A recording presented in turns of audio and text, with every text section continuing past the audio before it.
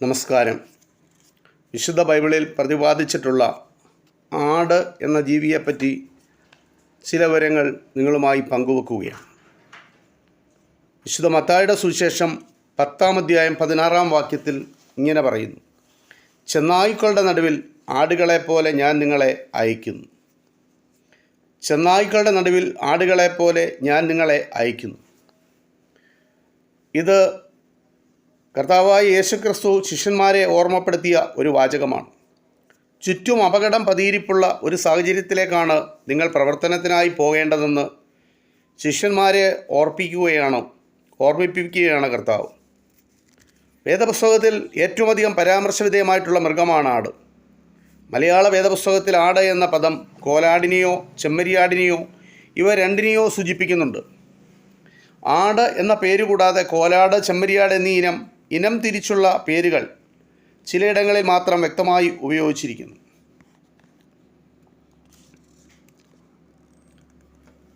ആട് എന്ന് പുതിയ നിയമത്തിൽ പറഞ്ഞിരിക്കുന്ന മിക്ക പരാമർശങ്ങളും ചെമ്മരിയാടിനെ കുറിച്ചാണ്. രണ്ടിനങ്ങളുടെയും ആണാടുകളെ സൂചിപ്പിക്കുവാൻ മുട്ടാട്, ആട്ടുകൊറ്റൻ എന്നീ പദങ്ങളാണ് ഉപയോഗിച്ചിരിക്കുന്നത്. കുഞ്ഞാട് എന്ന പദവും രണ്ടിനം ആടുകളുടെയും കുട്ടിയെ സൂചിപ്പിക്കുന്നു. ചിലയിടങ്ങളിൽ കോലാട്ടിൻകുട്ടി എന്ന് വ്യക്തമായി പറയുന്നുണ്ട്. അത് ഉൽപ്പത്തിയുടെ പുസ്തകം 27-ാം അധ്യായത്തിലാണ്. ഏകദേശം 190 തവണയാണ് കുഞ്ഞാട് എന്ന പ്രയോഗമുള്ളത്. ബലി കഴിക്കുവാനുള്ള ഒരു മൃഗമെന്നുള്ള രീതിയിലാണ് ആടിനെ സൂചിപ്പിക്കുന്നത്. രണ്ടിനം ആടുകളും പ്രധാനപ്പെട്ട ബലിവസ്തുവാണ്. പെസഹ ആചരണത്തെക്കുറിച്ചുള്ള വിശദമായ നിർദ്ദേശത്തിൽ ആട്ടിൻകുട്ടി ഊനമില്ലാത്തതും 1 വയസ്സ് പ്രായമുള്ള ആണുമായിരിക്കണം. അത് ചെമ്മരിയാടോ കോലാടോ ആകാം. പുറപ്പാട് പുസ്തകത്തിൽ രേഖപ്പെടുത്തിയിരിക്കുകയാണ്. ഇതാ ലോകത്തിൻ്റെ പാപത്തെ വഹിക്കുന്ന ദൈവത്തിൻ്റെ കുഞ്ഞാട്. വിശുദ്ധ യോഹന്നാൻ്റെ സുവിശേഷം 1-ാം അധ്യായത്തിൽ രേഖപ്പെടുത്തിയിരിക്കുന്നു. ഇത് യോഹന്നാൻ സ്നാപകൻ ക്രിസ്തുവിനെക്കുറിച്ച് പറയുന്ന വാചകമാണ്. ഇതാ ലോകത്തിൻ്റെ പാപത്തെ വഹിക്കുന്ന ദൈവത്തിൻ്റെ കുഞ്ഞാട്.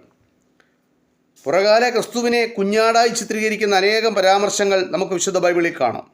ക്രിസ്തു എന്ന നിർദോഷവും നിഷ്കളങ്കവുമായ കുഞ്ഞാടിൻ്റെ വിലയേറിയ രക്തം കൊണ്ടത്രേ നിങ്ങളെ വീണ്ടെടുത്തിരിക്കുന്നത്. 1 പത്രോസ് 1-ാം അധ്യായം 19-ാമത്തെ വാക്യമാണ്. ഈ പ്രസ്താവനയിലൂടെ പാപപരിഹാര ബലിയായി അണയ്ക്കപ്പെട്ട ഊനമില്ലാത്ത കുഞ്ഞാടിനോടെയാണ് ക്രിസ്തുവിനെ ഉപമിച്ചിരിക്കുന്നത്.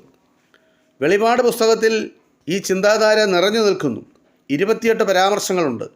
അറുക്കപ്പെട്ട കുഞ്ഞാട്, കുഞ്ഞാടിൻ്റെ രക്തത്തിൽ കഴുകി വെളുപ്പിച്ച അങ്കി,